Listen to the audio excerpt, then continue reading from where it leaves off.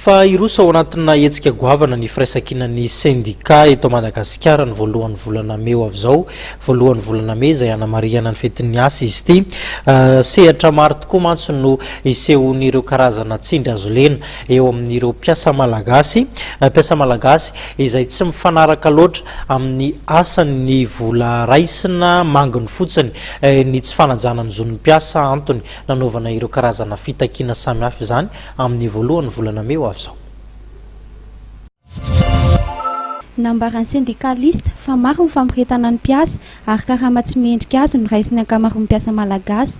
Ho an'ny SSM, fotoana hamondrona ny mpiasa hery ary hitakiana ny fanatsarana ny asa eto Madagasikara ny voalohan'ny volana May avy zao araky ny fanambarana navoaka ny firaisakinan'ny syndicat eto Madagasikara. Retina trano toy ny tsify ny dinika sosialy sy ny fanajana lalàna mifeny asa, ny didim-pitsarana ary faran'izay miaritra amin'ny mafy indrindra noho ny fanilokiliana, ny fanaovana herisetra, ny fanararaotana amin'ny endriny maro.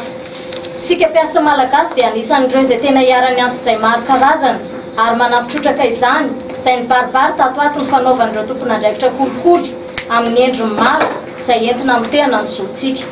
Noho izany dia manameloka tanteraka ny fomba mametra rehetra izay ataon'ny tompon'andraikitra sasany amin'ny fanaovana herisetra eny amin'ny toeram-piasana, indrindra ireo izay atao amin'ny vehivavy, fanaovana fampiororoana amin'ireo mpiasa mitaky ny zony sy mifanenjehana ireo mpitarika sy mpikambana syndicat, fanaovana kolikoly ka mandany ny volam-bahoaka sy manao tantely hafa-drakotra ny fananam-pirenena, fampiasana ho fitaovana politika ireo mpiasa-panjakana sasatsasany hiaro ny tombotsoan'olombitsy fotsiny.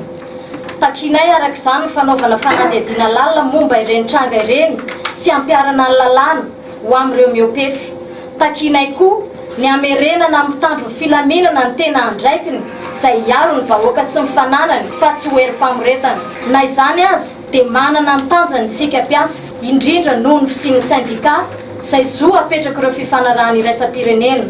Raha ny fandaharam-potoana dia hanatanteraka hetsika goavana amin'ny firaisakinan'ny syndicat eto Madagasikara ny voalohan'ny volana May fetin'ny asa. Izy ny filaharam-be izay hiainga eo Mahamasina ary hifarany eny amin'ny lapan'ny tanàna Analakely.